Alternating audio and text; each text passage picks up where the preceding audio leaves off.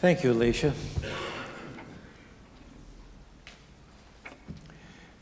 Are we there yet? You may know where that comes from. A couple weeks ago, we took our 3-year-old daughter to Miami. And if Darcy asks us once, she asks us 100 times, are we there yet? You know, patience and waiting is hard to teach a child. It's pretty hard for adults, too. As the saying goes, patience is a virtue. Preserve it if you can. It's seldom found in women and never in men. So it was that Jesus taught a parable about waiting and about patience. It's a story of a wedding. And to really understand it, I think you need to know a little bit more about the background of weddings in the day. In Jesus' day, weddings were prearranged. Families would get together, the children would often be very young, and the arrangement was made by the parents. And once the arrangement was made, a woman or a young girl would never go again in public without being veiled.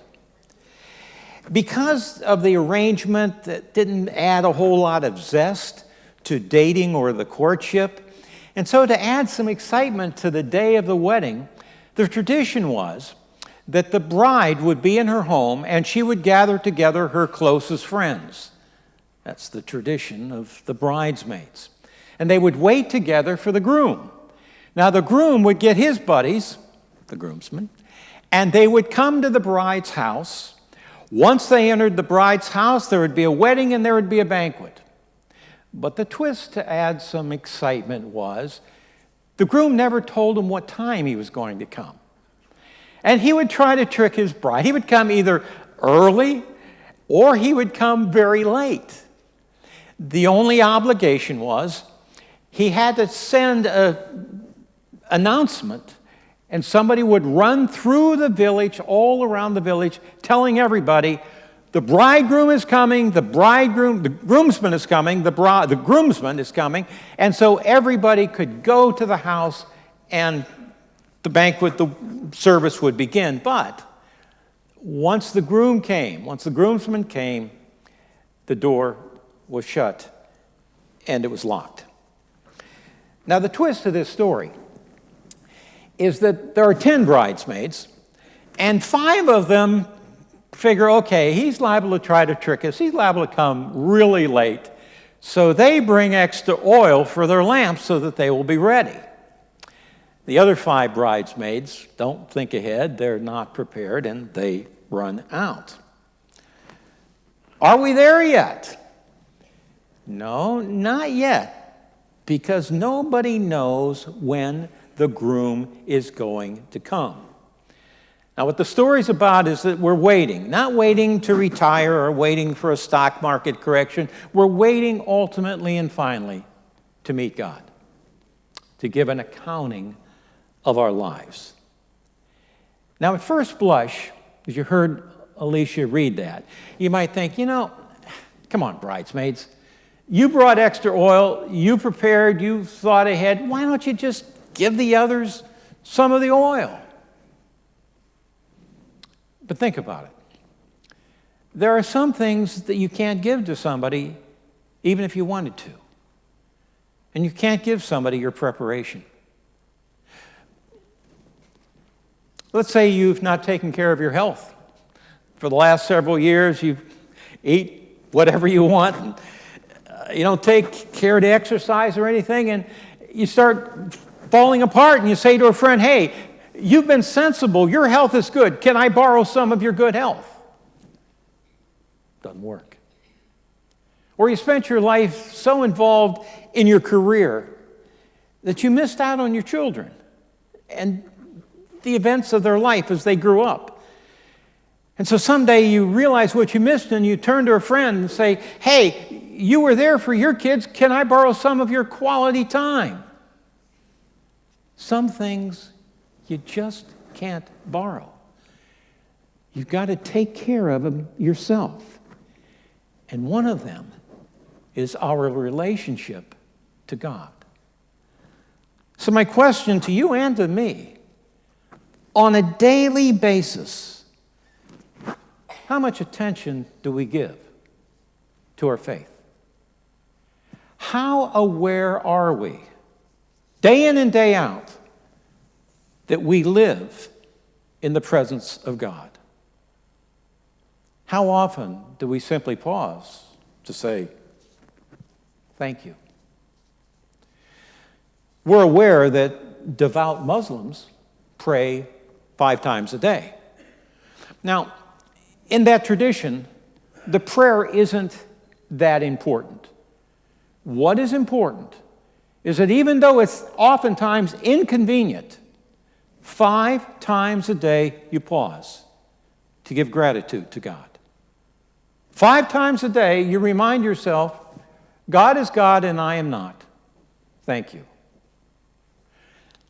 I don't know if you and I pause 5 times a day to think about God, but I know we look at our phone 5 times a day.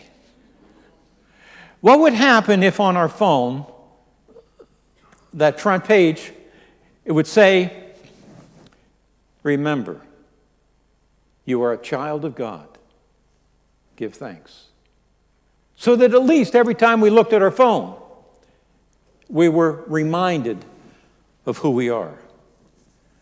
Perhaps it is we come to church Sunday morning to check the oil in our lamp to make sure everything's okay. But is once a week really enough? Are we there yet? You know, there was a time when people were always aware that they lived in the presence of God. Death was often immediate. You know, back in the day, the leading cause of death was childbirth. And back in the day, women often had their children 17, 16, 18, 19. The leading cause of death was having a child. And we know that a disease could come into a village and it could sweep through that village and kill 80 to 90% of the people. Life was short, and people just grew up knowing that they always were aware that death could be any time. That's not our situation today. Our situation today is that we keep pushing back that boundary. And now we can get by. Maybe we don't even have to think about God or death until the 7th, the 8th, or the 9th decade of our life.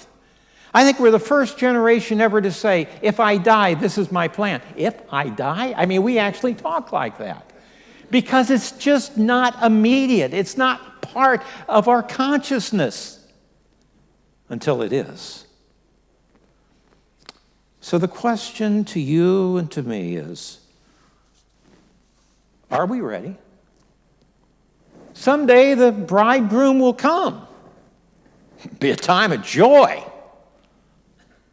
But are we ready? Now, I think it's fair to say that Christians approach this differently. In some traditions, I think there is a general anxiety. My bias is its approach is a neurosis. They're forever wondering, am I saved? Am I good enough? Am I close enough to God?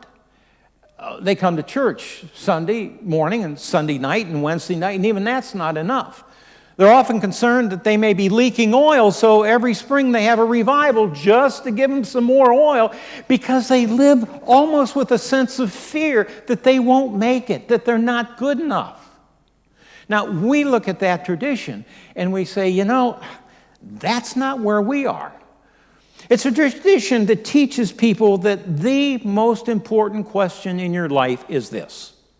If you were to die today, do you know where you are going? And that is preached and that is pounded and that becomes part of their DNA. Give them credit. They appear to be on fire. But I wonder if sometimes that fire is that intensity is just too hard to maintain, and they do burn out. Now, of course, the other approach is more like what UCC and we Presbyterians, which is much more laid back. We kind of begin with a premise. The premise is we're loved. The premise is we are children of God. The premise is it's not about us, it's about God. The premise is no, we're not good enough, we're never good enough. That's not the issue. The issue is that we are loved, and so we focus on God rather than how good we are, and we accept God's love, and we don't worry about what happens next. It's almost, I think, some people look at Christianity as a transaction. I'm going to be good so I get to go to heaven. That's not our focus. Our focus is not what happens when we die. Our focus is to follow Jesus while we're still alive and to trust God for everything else, to trust God with our life, to trust God with our death. But I wonder from the perspective of those in the other pew, the ones who are so on fire, if they look at us and they say, you know, sometimes I think you folks might be so chill and so laid back, I wonder if you're even awake. And that's the question. And that's the rub. On the one hand, to be so consumed by death, to be thinking about it all the time and to worry about it such that your relationship to God is not marked by joy. On the other hand, to say, you know, I push all this stuff back. I don't have to think about it. It's on the horizon. Let me give you an example. Just suppose you were the child of incredibly wealthy parents. And you grow up knowing that. Now, I guess on the one hand, you could wonder, what am I going to get? And you could always be concerned, always in the back of your mind, I wonder what part of that inheritance will be mine. And you might wonder, are my parents proud of me? Have I met their standards? Have I lived up to what they expected? And that anxiety can always be there. And so your relationship with your parents is not this free-flowing one of joy. It's always kind of like, oh my, I don't know what's going to happen when they die. I mean, I'm anticipating, but I don't know because they don't tell me. On the other hand, you may grow up and your relationship with your parents is such that, hey, whatever they do will be the right thing.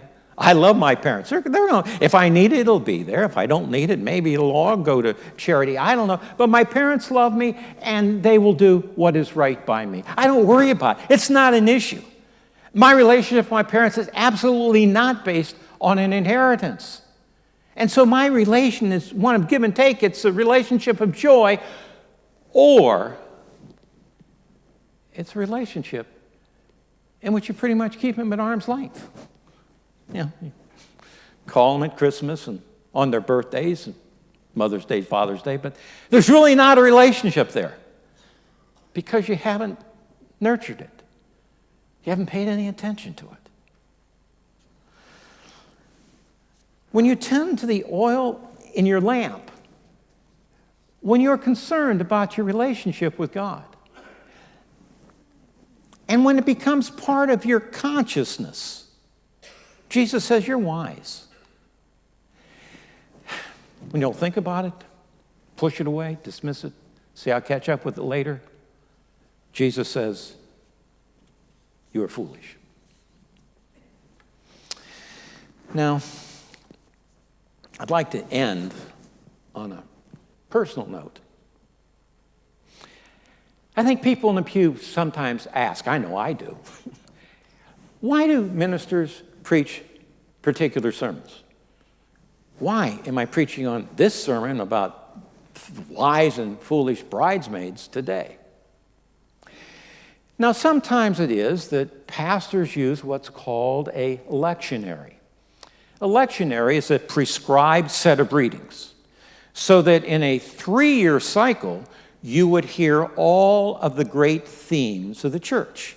Every Sunday, there would be scripture, and in 3 years, you would hear the sweep of the good news. And that's a good discipline. Many churches, many pastors follow that, and indeed, your new pastor may follow that. But being retired, I feel I've got some freedom and or luxury, you know. And I hope it's just I'm not preaching my pet themes, but the truth is most of us preachers preach to ourselves anyhow. We really do. But the hope is that what is most personal is universal. When I'm preaching to myself about love or forgiveness or anxiety or faith, I'm preaching to myself.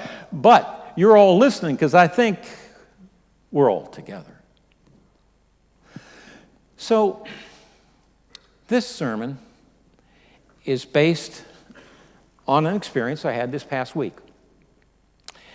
By background, when I was a pastor, Wednesday afternoons I golfed religiously. 3 o'clock I was out of the church. In fact, the secretary wrote on the church calendar at 3 p.m. Wednesday, Vespers. Somebody would call for me Wednesday afternoon. Oh, I'm sorry. Tim's at Vespers. I'll leave a message. He'll get back to you later. So 3 p.m. Wednesday, I played golf, and I always played golf with the same guy. Every Wednesday, we played golf at 3 p.m. And it was my Sabbath. I was away from everything, and my wife wisely said to him, you know, Bill, the reason he enjoys playing golf with you is that you don't talk church. In time, he joined the church, but he never talked church, and for that was a gift. So we played all the time. Then I retired, and, you know, schedules kind of changed. We still would play periodically, but not quite as often. But we played Saturday. That's a week ago Saturday. It's what now, 8 days? So we played Saturday. And then Tuesday, this past week, Tuesday, I'm playing golf, and I'm on the first green, and I'm starting to walk off the green, and the cart fellow came rushing up. His face was ashen, and his voice was trembling. He said, Tim, I got bad news. I said, what? Bill just died. I said, what? His wife was on the way to the hospital with him. He died of a massive heart attack. And of course, you know how you are when somebody tells you something. You say, no way, you know, that can't be. Because I'm thinking, wait a minute. He's golfed Saturday. This is 3 days later. He's younger than I am, and I'm not aware of any health problems whatsoever. You're telling me that he's dead now? And so the shock, not only for me, but for all of the guys that we golf together, is that Bill is not here. Now Tuesday, this coming Tuesday, we'll have a memorial service for Bill. And I will say kind of the things you say about someone. You'll lift up the things that you remember. In his case, his 4 pillars of his life were God, country, family, and Clemson. He loved Clemson. But that will not be nearly as important as when I remind people. Bill was a believer. He believed. He wasn't an uptight Christian. He wasn't anxious, but he believed. He believed that when the day came, he knew he belonged to God. He would go home. And there was a joy. There was a deep sense of well-being, of blessed assurance to know I belong to God. Are we there yet? No, Darcy, but we're getting closer. Amen. Let us stand for our closing hymn.